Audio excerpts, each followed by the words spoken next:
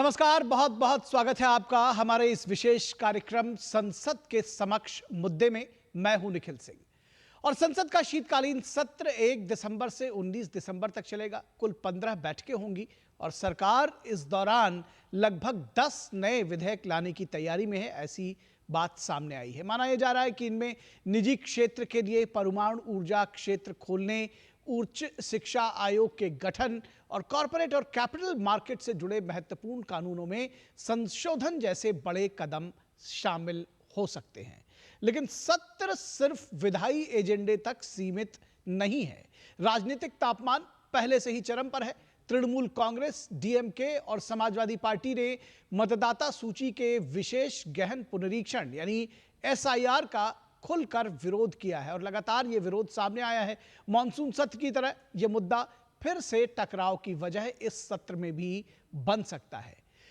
सरकार वंदे मातरम की रचना के 150 वर्ष पूरा होने पर विशेष चर्चा की तैयारी कर रही है, ऐसी बात सामने आई है। वहीं राजधानी दिल्ली के प्रदूषण संकट पर बहस की मांग भी राजनीतिक माहौल को गर्म कर सकती है।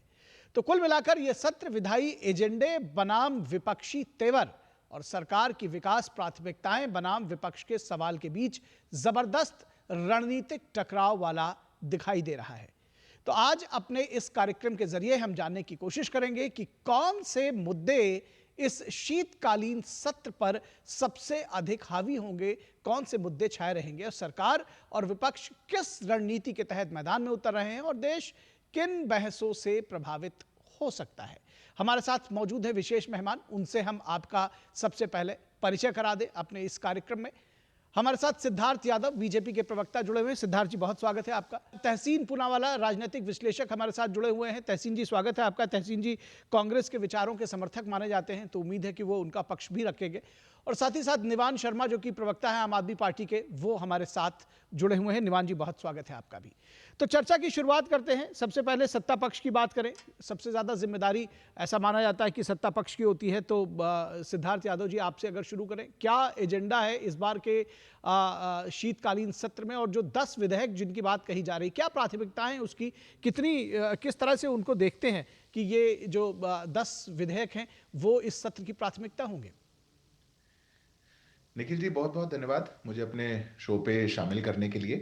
निश्चित तौर पर सदन का कोई भी सत्र हो, वो देश के लिए एक बहुत महत्वपूर्ण सत्र रहता है, क्योंकि है जहां पर जनता से जुड़े हुए विषयों को लेकर के उठाया जाता है, जनता की सुगमता के लिए कानून बनाए जाते हैं और देश को सुचारू रूप से चलाए रखने के लिए कार्रवाई की जाती है। सरकार इस सत्र के अंदर भी कई महत्वपूर्ण बिल्स को लेकर के आ रही है। आपने उन बिल्स का उल्लेख किया। सरकार कॉर्पोरेट लॉज अमेंडमेंट बिल को लेकर के आ रही है, सेबी के अमेंडमेंट बिल को लेकर के आ रही है, इंश्योरेंस लॉज के अमेंडमेंट बिल को लेकर के आ रही है, एटॉमिक एनर्जी के अमेंडमेंट बिल को लेकर के आ रही है। ऐसी महत्वपूर्ण बिलों के बीच में जिनका कोर एजेंडा या कहा जाए कि मूल भावना ईज ऑफ डूइंग बिजनेस और ईज ऑफ लिविंग, दोनों ही बातों को प्राथमिकता देते हुए भारत जिस प्रगति की राह पर आगे बढ़ रहा है, वो राह और आगे बढ़ सके, ये ऐसा हमारा एक एजेंडा है। और दो जो हमारे पुराने पिछले सेशन के जिन पर पारित होना है, जो सेलेक्ट कमेटी के पास भेजे गए थे, ऐसा एक जन विश्वास बिल और दूसरा इंसॉल्वेंसी एंड बैंक्रप्सी कोड के जो अमेंडमेंट का बिल था, स्टार्टअप्स को सुगमता देने के लिए और जन सामान्य को सुगमता देने के लिए, ये भी सरकार की प्राथमिकता पे है। पर जिस बात को लेकर के हम हर सत्र से पहले देखते हैं कि कहीं ना कहीं जहां सदन में चर्चा होनी चाहिए या सदन में जहां जितने भी चुने हुए प्रतिनिधि हैं या चुनी हुई पॉलिटिकल पार्टियां हैं, उनको ज्यादा से ज्यादा जन विश्वास के मुद्दों पर बातचीत करनी चाहिए। हम आशा करेंगे कि पॉजिटिव नोट पे ये सत्र शुरू हो और किसी प्रकार का सदन को हॉस्टेज बनाने का या किसी प्रकार का अपना एजेंडा फैलाने का ऐसा एक प्रयास ना किया जाए तो ज्यादा बेहतर रहेगा। जी, तहसीन पूनावाला जी, आपने सुना, जाहिर तौर पर सभी कह रहे हैं कि भाई सकारात्मक होना चाहिए और जिस तरह से संसद जो है वो चलती है, लोगों के प्रश्न उठाए जाते हैं, आम जनता की बात सामने आती है। लेकिन किस तरह से आप राजनीतिक रूप से इस सत्र का आकलन करेंगे और अगर हम कांग्रेस की नीतियों और उसकी बात करें तो कैसे देखते हैं एक कांग्रेस के समर्थक के तौर पर आप इस शीतकालीन सत्र को, क्या एजेंडा रहेगा कांग्रेस का? अव्वल तो आपके शो में मुझे शिरकत करने का मौका मिला, इसलिए आपका शुक्रगुजार हूँ। 2 या 3 चीजें मैं रखकर फिर बिल्स पे चर्चा करूंगा, उन बिल्स जिनका उल्लेख आपने किया। पहली बार ऐसा हुआ है भारत के इतिहास में कि जो सरकार है वो डिबेट से भागती है। सरकार पूरी कोशिश करती है कि पार्लियामेंट नहीं चले। मुझे आज स्वर्गवासी सुषमा स्वराज जी के वो शब्द याद आते हैं कि पार्लियामेंट चलाने की जिम्मेदारी सरकार की होती है, हाउस जो होता है विपक्ष का होता है। लेकिन सरकार सब पार्लियामेंट चलाने ही नहीं चाहती, वो चाहती नहीं कि चर्चा हो महत्वपूर्ण मुद्दों के ऊपर।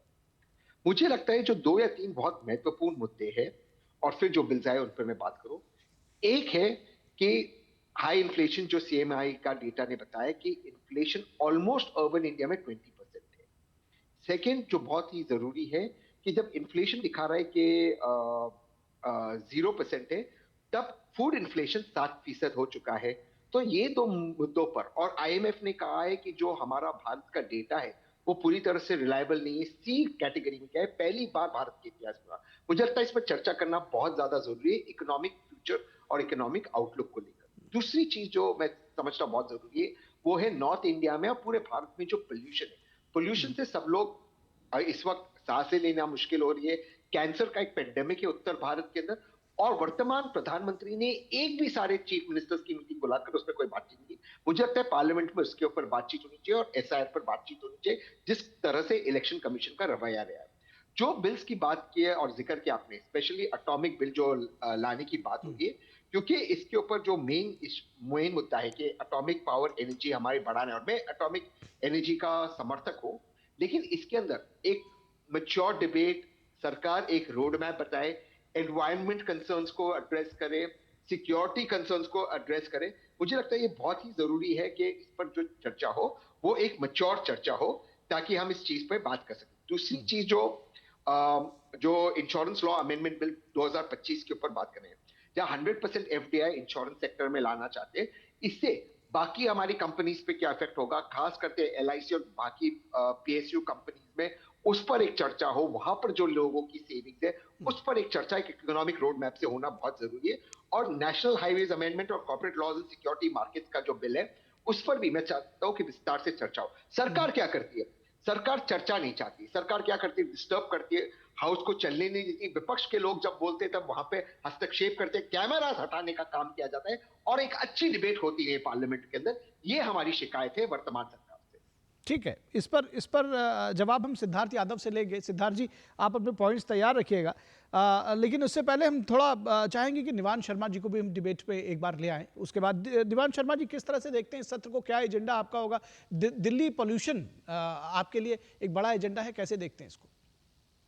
देखिए, बहुत बहुत नमस्कार। और सबसे पहले तो ये जो सत्र है बहुत महत्वपूर्ण है। हमें लगता है कि जिस वजह से संसद का निर्माण हमारे देश में किया गया था, आज उस बुनियादी सवाल के ऊपर वापस जाने की जरूरत है सभी को। आज संसद के अंदर हमें ये चर्चा करने की जरूरत है कि अगर देश के अंदर ऐसे सवाल उठ रहे हैं कि जहां पर जनता जवाब मांग रही है, तो क्या सरकार का ये फर्ज नहीं बनता कि वो उस इंपॉर्टेंट इश्यूज को इश्यूज माने। सबसे महत्वपूर्ण बात तो यह है कि क्या बीजेपी उन इश्यूज को इशू भी मानती है जो जनता जब सवाल पूछ रही है। जैसे पूरा विपक्ष ये सवाल उठा रहा है कि देश के अंदर वोट चोरी होकर सरकारें बन रही हैं। पूरा विपक्ष जो है वो आपको सबूत दे रहा है वोट चोरी के। पूरा विपक्ष आपको ये दिखा रहा है सबूतों के साथ कि किस तरह से वोटर लिस्ट में फर्जीवाड़ा किया जा रहा है, किस तरह से election commission of India compromised है। वो पूरा विपक्ष आपको एक के पूरे बंडल के बंडल सबूत दे रहा है। क्या आप इसे इशू मानते हैं? क्या आप इस पे चर्चा करना चाहते हैं, या आप मानते ही नहीं है कि वोट चोरी जैसी कोई समस्या है? ये बहुत इंपॉर्टेंट है। दूसरी बात, जनता ये कह रही है कि हमारी ये अधिकार है कि हम साफ पानी पिएं और साफ सांस लें। आज हमारे साफ पानी के ऊपर भी सवाल है और हमारी साफ सांस लेने पर भी सवाल है। क्या बीजेपी इसे इशू मानती है? क्या बीजेपी मानती है कि प्रदूषण है भी? क्योंकि इनके एडवर्टाइजमेंट्स तो कुछ और बताती हैं, इनके विज्ञापन तो कुछ और बताते हैं। ये तो बताते हैं कि आज 20 साल में सबसे साफ हवा है, जबकि उल्टा है। ये चीजों को सॉल्व करने के बजाय उनको मैनेज करने की कोशिश करते हैं कि AQI मीटर के आगे स्प्रिंकलिंग कर दी, नकली घाट बना दिया। तो हम इस पे बुनियादी चर्चा चाहते हैं। आज हमारी डेमोक्रेसी के ऊपर बुनियादी चर्चा होनी चाहिए कि क्या हम अभी भी डेमोक्रेसी में रहते हैं जहां पे सारे जो हमारी संस्थाएं हैं वो फ्री एंड फेयर तरीके से चीजों को इंप्लीमेंट कर रही है। दूसरी बात, जिस देश में हम रहते हैं क्या वहां रहने लायक सिचुएशन अभी बची है? क्या साफ पानी मिलता है? क्या साफ हवा है? तीसरी बात, जिस देश में हम रहते हैं क्या वो सुरक्षित है? नेशनल सिक्योरिटी के ऊपर चर्चा होनी चाहिए कि नहीं होनी चाहिए? क्या सरकार मानती है कि नेशनल सिक्योरिटी एक बड़ा इशू ठीक है? है, हमारे ठीक देश है, में लाल किले के ऊपर कोई आके बम फोड़ जाता है, क्या ठीक है, नेशनल सिक्योरिटी के ऊपर चर्चा होनी चाहिए कि नहीं? ठीक विपक्ष है, तो सवाल उठा रही है, ठीक लेकिन है। हमारा मुझे सवाल वैसे उठाना एक बात है, क्या सरकार इनको इश्यूज मानती भी है कि नहीं ठीक है? है, इनसे जवाब ले लीजिए ठीक है। आप। सिद्धार्थ यादव इसका जवाब देंगे। वैसे मुझे लग रहा है आप थोड़ा सा एग्जेजरेटेड, मुझे ऐसा लगा कि ये देश रहने लायक बचा भी है कि या नहीं, लोकतंत्र है स्थिर है भी या नहीं, बहुत सारे सवाल हैं। लेकिन मैं इस बीच में नहीं पड़ता। मुझे बस ये लगा जो मेरे अपने भाव थे कि कुछ ज्यादा सर मैं तो एग्जेजरेटेड है, लेकिन मैं फिर भी नहीं, ठीक है, कोई मैं नहीं। सिर्फ वो इतना कह रहा हूं कि आपने चर्चा अपना होनी पॉइंट रख चाहिए दिया। कि नहीं। सिद्धार्थ यादव हमारे ख्याल से तैयार होंगे इन सारी दोनों लोगों की बातों का जवाब देने के लिए। सिद्धार्थ, मैं निखिल आप जी बताइए। मैं बहुत सारे दोनों सवाल हैं। सरकार डिबेट से भागती है, सरकार इश्यूज नहीं मानती, इस तरह के सवाल उठे हैं। मैं दोनों बातों का जवाब देता हूं। जी, पहली बात तो इतनी बड़ी आयरनी मुझे नहीं लगता कि हो सकती थी। संसद में चर्चा होने जा रही है और देश में लोकतंत्र बचा है नहीं बचा है ये प्रश्न है। लोकतंत्र नहीं बचेगा तो संसद सत्र नहीं चलेगा, चर्चा नहीं होगी, पक्ष विपक्ष का वाद विवाद नहीं होगा। यहाँ पक्ष विपक्ष का वाद विवाद अच्छा हो, बिल पेश किए जा रहे हैं, देश में बहुत अच्छा लोकतंत्र है, स्वस्थ लोकतंत्र है। आपने शायद लोकतंत्र की हत्या जिस समय में हो रही थी, इमरजेंसी लगाया गया था, वो समय कालखंड आपको याद नहीं होगा, और आज अपनी हार की हताशा में आप देश के लोकतंत्र को भी गरियाना चाहते हैं। मुझे लगता है कि इन बातों से बचना चाहिए, पहली बात। दूसरी बात, जो विषय विपक्ष को अच्छे लगते हैं वो विषय आपको उठाने चाहिए, जो विषय आपको अच्छा लगता है। पर मैं दो बातों पे कहूंगा। पहली बात, सरकार मानती है कि नहीं मानती कि वोट चोरी हो रही है कि नहीं हो रही? सरकार को लगता है कि नहीं लगता? सरकार वोट चोरी पर चर्चा कराएगी नहीं कराएगी? अरे वोट चोरी को लेकर के आपने जो एक झूठा भ्रम और झूठा नैरेटिव सेट करने की कोशिश करी, उसमें तो एक बात बिल्कुल स्पष्ट हो चुकी कि देश के सुप्रीम कोर्ट जब किसी विषय को इतनी स्पष्टता से कह रही हो और सुप्रीम कोर्ट आपको कह दे रही हो कि जब आप जीत जाते हैं तब कोई दिक्कत नहीं होती, हार जाते हैं तो दिक्कत हो जाती है, और जिस पर एक कॉन्स्टिट्यूशनल मैंडेट के तहत एक कॉन्स्टिट्यूशनल एजेंसी को जो काम करना हो, आप सदन में क्या चर्चा करना चाहते हैं? अपने प्रोपेगेंडा की? अगर ये विपक्ष चाहे कि हम एसआईआर को लेकर के या वोट की अपने प्रोपेगेंडा को लेकर के, जहां हम सड़कों पे हारे, हम सुप्रीम कोर्ट में हारे, अब हम सदन को भी हॉस्टेज बना देंगे और कोई बिल वहां पारित नहीं होने देंगे, तो मुझे लगता है कि ये लोकतंत्र के लिए घातक स्थिति है। तीसरी बात, जो हमारे कांग्रेस पार्टी के साथी भी कह रहे थे तहसीन जी, कि सरकार चर्चा से बचना चाहती है। आप मुझे वो 10 साल में एक दिन बताइए निखिल जी, जब विपक्ष कोई विषय उठा रहा हो और सरकार ने वॉकआउट कर दिया हो, विपक्ष कोई चर्चा को कर रहा हो और सरकार ने हो हल्लड़ करके विपक्ष को रोक दिया हो। और मैं आपको हजारों हजारों इंसिडेंट बताता हूं जहां पर चर्चा चल रही है, विपक्ष के जितने सांसद हैं वो टेबल पे भी चढ़ सकते हैं, वो जो सभापति हैं उन पर कागज भी फेंक सकते हैं, वो नारेबाजी भी कर सकते हैं, वो वॉकआउट भी कर सकते हैं, वो सबको रोक भी सकते हैं। मैं कहता हूं जो विषय अच्छा लगे आप चर्चा करिए, पर जब सरकार चर्चा कर रही हो तो गंभीर और महत्वपूर्ण विषयों पर भागिए मत। आप सरकार को हॉस्टेज, केंद्र के सदन को हॉस्टेज बनाने की कोशिश मत करिए। मैं तो 10 सेकंड लेता हूं निखिल जी, पिछले कितने सत्रों में देखा ऐसे विषय जिनका कोई आधार नहीं था, जो किसी परदेसी की जमीन से निकल करके आते थे, चाहे फिर वो पेगासस का विषय हो, रफाल का विषय हो, सीए का विषय हो, कोई भी विषय, उसको लेकर के आपने देश की सदन को हॉस्टेज बना दिया और यह तय कर लिया कि हम कोई एक मिनट की चर्चा नहीं होने देंगे, करोड़ों रुपए जो देश के टैक्स पेयर्स का सदन को चलाने में लग रहा है उसको बर्बाद करेंगे। यह देश के लोकतंत्र के लिए ठीक नहीं है। बिल्कुल ठीक कहा आपने कि सरकार की जिम्मेदारी है कि सदन चले, पर विपक्ष की क्या जिम्मेदारी है कि ना चलने दे? यह तो जिम्मेदारी आपकी नहीं हुई। स्वस्थ लोकतंत्र के अंदर दोनों पक्षों को एक साथ आना है। मैं फिर से कहता हूं, हम बड़े ऑप्टिमिस्टिक हैं, स्वागत करते हैं जितने बिल सरकार पेश कर रही है, और जो विषय आपको अच्छे लगे, सदन में हर विषय के लिए अपना एक स्थान है, अपना एक समय है, आप बिल्कुल उठाइए, नियम के अनुसार चलिए, सदन को सार्थक रूप से चलाइए, सरकार बिल्कुल आपका साथ देगी। ठीक ठीक। तहसीन पूनावाला जी ये कह रहे हैं कि दरअसल सदन को तो आप लोग होस्टेज बना लेते हैं और तमाम सारे विषय ऐसे हैं जो सरकार विधेयक लेकर आई है वो भी जनता के हित के लिए लेकर आती है, उन पर आप चर्चा कई बार नहीं करते, उस दौरान आप दूसरे ऐसे विषय उठाते हैं जहां पर सदन को होस्टेज करने की कोशिश करते हैं। देखिए सिद्धार्थ जी, बात कुछ भी करें, सच्चाई अलग है। सच्चाई ये है कि जब एक 50,000 रुपए का बंडल मिलता है किसी मेंबर ऑफ पार्लियामेंट के बेंच से नीचे, 50,000 रुपए के लिए पूरा सदन को उस दिन के लिए स्थगित किया जाता है, और फिर कोई इंक्वायरी बताते हैं, हमने इंक्वायरी बिठा दी, उस इंक्वायरी का कोई रिजल्ट निकलता नहीं। मैं कहीं यहाँ से ऐसे उदाहरण दे सकता हूँ जब सरकार जबरदस्ती हाउस को चलने नहीं देना चाहती। सवाल ये है कि जो मुद्दे आम आदमी पार्टी के मेरे मित्र विपक्ष उठा रहे हैं, कि दिल्ली के अंदर प्रदूषण का, सिक्योरिटी का, एसआईआर का, जो एटॉमिक बिल है उसको लेकर, जो कॉर्पोरेट लॉज है उसको लेकर, जो लेबर रिफॉर्म्स हो रहे हैं उसको लेकर, जो अनएम्प्लॉयमेंट है उसको लेकर, क्या ये महत्वपूर्ण इश्यूज नहीं? जब इन इश्यूज पर, जब इन विषयों पर विपक्ष अपनी बात रखती है, सरकार जवाब नहीं देती, सरकार डाइवर्ट करने की कोशिश करती है, सरकार कोई भी बात हो उससे फिर भागने की कोशिश करती है, और उसके बाद सरकार को याद आता है कि जो हमने किया वो तो गलत ही था और हमें कानून वापस लेना पड़ेगा। उदाहरण के तौर पे मैं 3 काले कानून जो फार्म लॉस थे उनका जिक्र करता हूं। इसी तरह से हल्ला करते सरकार ने उसको राज्यसभा में पास करवाया, वॉइस वोट से पास कराया। कांग्रेस के विपक्ष के नेता कहते रहे, संजय सिंह जी कहते रहे कि हमें डिवीजन ऑफ वोट चाहिए, डिवीजन ऑफ वोट नहीं होने दिया। उसके बाद 700 किसान शहीद हुए, आपको कानून वापस लेना पड़ा।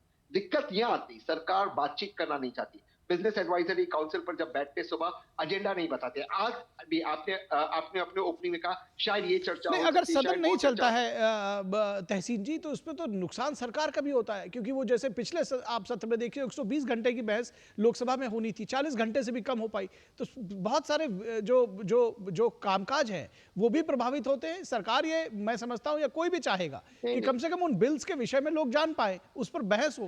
तो वो बहस तो हमेशा ये दिखता है कि भाई सदन जो है वो विपक्ष ने स्थगित करा दिया किसी और विषय पर। मान लीजिए इस विषय में अगर कॉर्पोरेट मामलों पर अगर चर्चा हो रही है, अगर आप उस दौरान कहेंगे नहीं अभी पहले सारे काम रोककर एसआईआर पर कराओ, क्योंकि पहले के जो सत्र हैं उसमें हमने यही देखा है, तो जो हो रहा है वो हो जाने दीजिए। आप वाले पर भी आप उस पर जो भी कानून सम्मत हो वो भी करा लीजिएगा। वो तो कह रहे हैं कि सारे विषयों पर बात करेंगे। मैं आपको 2 उदाहरण देता हूं और 2 आपको मैं कोट्स देता हूं। पहला उदाहरण एक पास्ट का उदाहरण मैं देता हूं आपको, कि जो हमें चर्चा करनी थी जिस मुद्दे के ऊपर, मणिपुर के ऊपर, फाइनली हमें क्या करना पड़ा? नो कॉन्फिडेंस मोशन लाना पड़ा। उसमें भी जब उस नो कॉन्फिडेंस मोशन में पूरे विपक्ष बाहर चला गया, उसके बाद आदरणीय माननीय प्रधानमंत्री मणिपुर पर बोलने लगे। तब तक माननीय प्रधानमंत्री हर चीज पर बोल रहे थे। मतलब एक मणिपुर जैसे एक घटना पर बात करने के लिए हमें नो कॉन्फिडेंस मोशन लाना पड़ा। यहाँ तो समस्या, यहाँ पर दिक्कत होती है। मैं दूसरी बात की बात करता हूँ, जो एक बिल अभी आने वाला है, एटॉमिक बिल। एटॉमिक बिल में विपक्ष चाहता है कि IAEA standard, international atomic energy association के स्टैंडर्ड्स के मुताबिक एक मैंडेटरी पब्लिक कंसल्टेशन हो, सेफ्टी ऑडिट कराया जाए, क्योंकि आपको 100 गीगावाट पावर करना है 2047 के लिए। इसमें आप प्राइवेटाइजेशन करना चाहते हो, प्राइवेट प्लेयर्स को लाना चाहते हो। अगर हम चाहते हैं कि इस पे चर्चा हो, विस्तार में चर्चा हो, जो पास्ट में न्यूक्लियर डिजास्टर हो उस पर बातचीत हो, कितना समय अलॉट कर रहे हैं? क्या प्रिपेयर्ड है? सरकार चाहती नहीं। मैं आपसे पूछता हूं, बांग्लादेश में हमारा प्लान बी क्या है? आज 1.5 साल से अधिक हो गया बांग्लादेश में। क्या सरकार ने खड़े होकर पार्लियामेंट में बताया बांग्लादेश में प्लान बी है? सीरिया के अंदर हमारी रिफाइनरी है, सीरिया के अंदर, क्या सरकार बता सकती है हमारी प्लान बी क्या है सीरिया के अंदर? ये बताते ही नहीं है इनका प्लान बी क्या है, इनको चर्चा ही नहीं करनी। ठीक है, जवाब ले लेते। हाँ, अच्छा, मैं दोनों बात पे जवाब देता हूँ। तहसीन जी ने 2 उदाहरण दिए, मैं दोनों उदाहरण पे जवाब देता हूँ। पहला उदाहरण तो गलत था और झूठ था, क्योंकि पहले उदाहरण में प्रधानमंत्री जी जब मणिपुर पर भाषण दे रहे थे, विपक्ष वॉकआउट कर गया। जाने के बाद भाषण नहीं शुरू हुआ, प्रधानमंत्री जी भाषण दे रहे थे और विपक्ष वॉकआउट कर गया। और सिद्धार्थ भाई एक सेकंड, माफी चाहता हूं, एक ही सेकंड निखिल जी मेरी बात, एक ही सेकंड, अगर आप इंटरप्ट करने का एक सेकंड मौका दें। अब अगर सिद्धार्थ जी बोलने देना चाहेंगे तो, क्योंकि कोई किसी के बीच में नहीं बोल रहा है। सिद्धार्थ जी चलिए, सिद्धार्थ जी चलिए, उनका एक पॉइंट है 10 सेकंड का, आप दे दीजिए फिर जवाब दे दीजिए। 5 सेकंड माफी चाहता हूं। आदरणीय प्रधानमंत्री जी बात कर रहे थे, मणिपुर पे नहीं कर रहे थे। जब विपक्ष वॉकआउट किया उसके बाद शुरू किए। आप अपनी बात। ठीक सिद्धार्थ जी ये देखिए, अब सब कुछ कांग्रेस पार्टी और तहसीन भाई तय करेंगे। मैं फिर दोहराता हूं, मणिपुर की डिबेट पर प्रधानमंत्री जी भाषण दे रहे थे, विपक्ष वॉकआउट किया। ये कब हुआ? हमारे देश की संसद में, जब संसद के 2 सप्ताह बर्बाद किए गए ये कह के कि मणिपुर पर डिबेट चाहिए। जब मणिपुर पर डिबेट हुई तो वॉकआउट कर लिया गया। आप सोचिए, विपक्ष के मन की चर्चा के विरुद्ध की स्ट्रेटेजी कि हम पहले कहते रहेंगे कि आप इस विषय पर डिबेट करिए, जब आप उस पर डिबेट करेंगे तो हम वॉकआउट कर जाएंगे। ये पहली बात।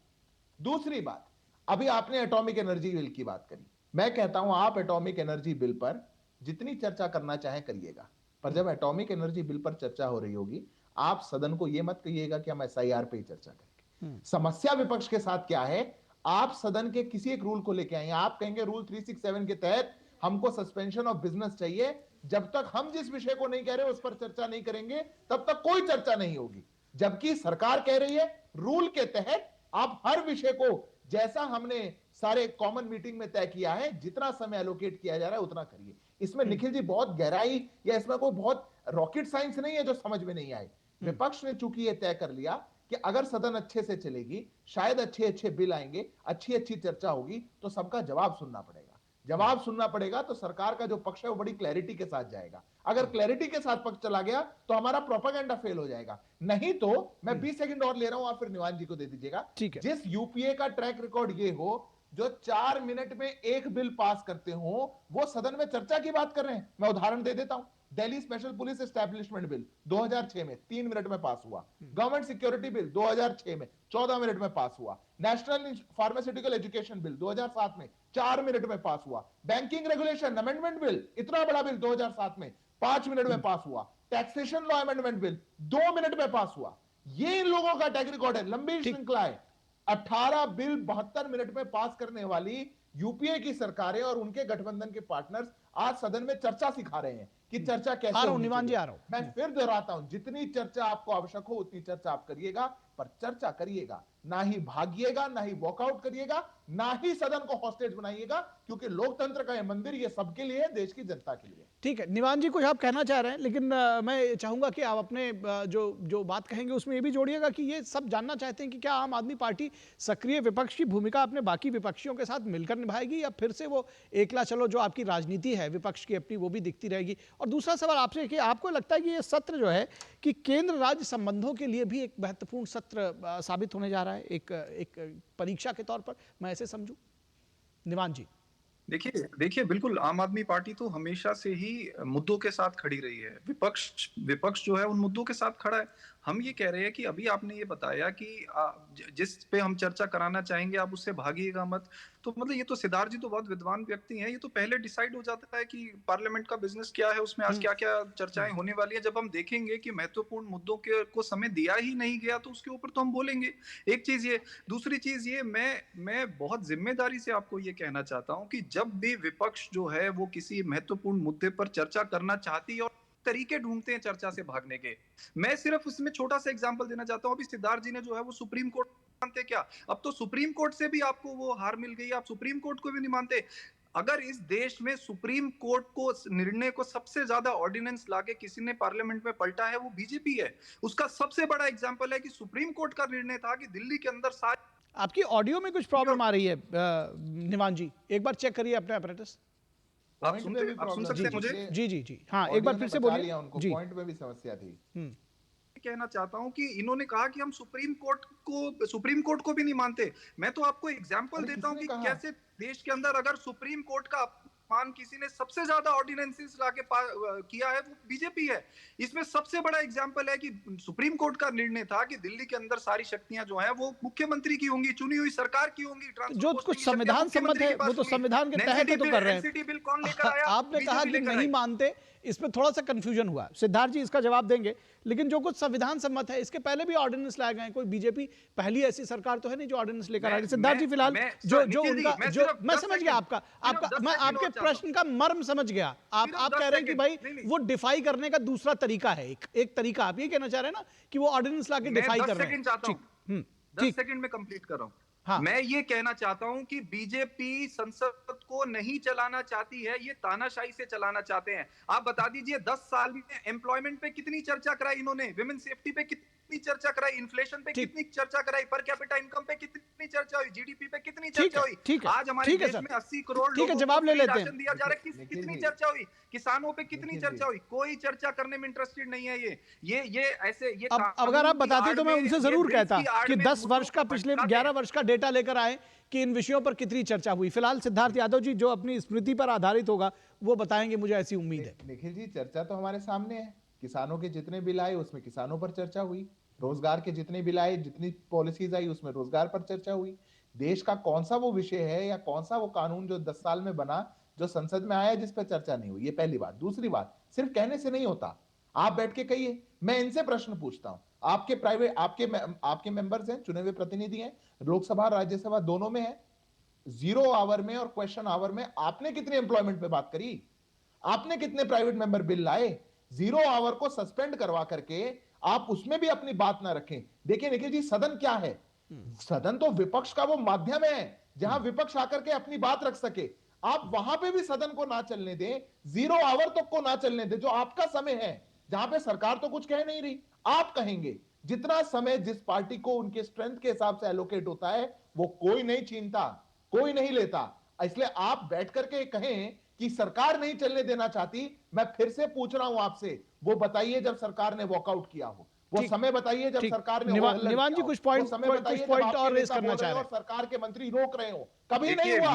ठीक, उल्टा निवान है। जी कोई पॉइंट, सिद्धार्थ जी, निवान जी कोई पॉइंट ऐड करना चाह रहे हैं, उनका भी एक सवाल ले लीजिए। आम आदमी पार्टी ने हमेशा जब उनको मौका मिला है, हमने युवाओं की बात करी है, हमने महिलाओं की बात करी है, हमने पिछड़ों की बात करी है, हमने एजुकेशन और हेल्थ की बात करी है, हमें जब मौका मिला। सर वो तो सभी करते हैं, वो तो सारी पार्टियां कर रही है, वो कौन कह रहा है कि हमने नहीं किया?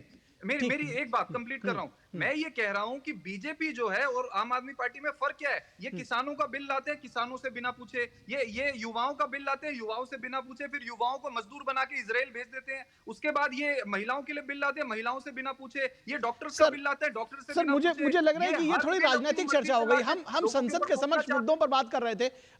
निवान जी बिल्कुल इसको अदरवाइज मत लीजिएगा, मैं चाह रहा था थोड़ी सी स्पेसिफिक चर्चा हो। ये हम थोड़ा वाइड स्प्रेड हो गए, ये चुनावी जनसभा वाली बात थोड़ी सी हो जाती है। सिद्धार्थ जी आपके पास मैं चाहूंगा 30 सेकंड में वाइंड अप करके, बल्कि एक तहसीन जी का एक सवाल ले लीजिए फिर वाइंड अप करिए। तहसीन जी देखिए, सिद्धार्थ भाई ने अभी कहा कि विपक्ष हाउस चलने नहीं चाहता और फिर उन्होंने क्वेश्चन आवर की बात की।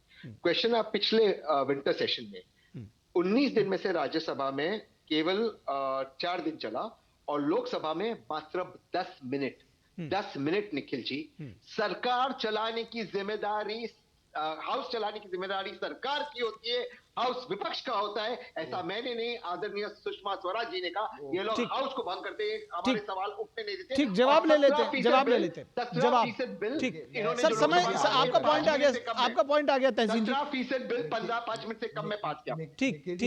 ठीक, जवाब ले लेते हैं। सिद्धार्थ जी बहुत जल्दी से जवाब दीजिए। तहसीन भाई, प्रश्न के अलावा ये और बताएं कि अगर क्वेश्चन आवर शुरू हुआ हो और सदन की शुरुआत हुई हो 11 बजे और कांग्रेस पार्टी के सारे सांसद वेल में आ जाएं और हाउस को एडजर्न करवा लें, क्वेश्चन आवर सरकार कौन सी जिम्मेदारी के तहत चलवाए, कैसे चलवाए? क्या हम लोकतंत्र के साथ मजाक करना चाह रहे हैं या हम खुद से झूठ बोलना चाह रहे हैं? हम देश के जिम्मेदार लोग हैं, हम टीवी पे बैठने वाले लोग हैं, हम पे बहुत जिम्मेदारी है। हम आंखों पे हम कौन से आईने को साफ करते रह रहे हैं? हमें शायद चेहरे धूल पर हो, ऐसा भी तो हो सकता है। हम जानते सब कुछ हैं। हमारे पार्टी के सारे नेता सदन शुरू होने के 1 मिनट के अंदर वेल में पहुंच करके नारेबाजी करेंगे और सदन को दिन के लिए एडजर्न करा देंगे और फिर एक सत्र के बाद हम सरकार से पूछेंगे क्वेश्चन आवर में 10 मिनट की चर्चा ही क्यों हुई? ये तो बहुत अच्छा तरीका हुआ। ये पहली बात। चलिए हम ये मानते हैं कि बीती ताही बिसारी दे, आगे की सुध ले। अब जो पीछे हुआ उसको जाने दें और हम इस बात की उम्मीद करेंगे कि ये जो शीतकालीन सत्र है उसमें सार्थक सकारात्मक चर्चा होगी और जनता से जुड़े हुए मुद्दे, जनता के सवाल उठाए जाएंगे ताकि जो लोकतंत्र को परिलक्षित करता है संसद की कार्रवाई, वो सुचारू रूप से चल सकेगी, ज्यादा से ज्यादा प्रोडक्टिव कामकाज हो सकेगा। और जिस तरह से पिछला मॉनसून सत्र था उसमें बहुत सारा कामकाज बाधित हुआ था, वो इस बार नहीं हो सकेगा और तमाम सारे जो मुद्दे हैं सभी दलों के, वो उठाए भी जाएंगे और जनता के सवाल सुने भी जाएंगे। तो आप सभी मेहमानों का खास मैं धन्यवाद करना चाहूंगा जो आप हमारे साथ जुड़े और इस विषय पर आपने चर्चा की। संसद के समक्ष मुद्दे के इस कार्यक्रम में बस इतना ही। हमारी पूरी टीम को दीजिए इजाजत। नमस्कार।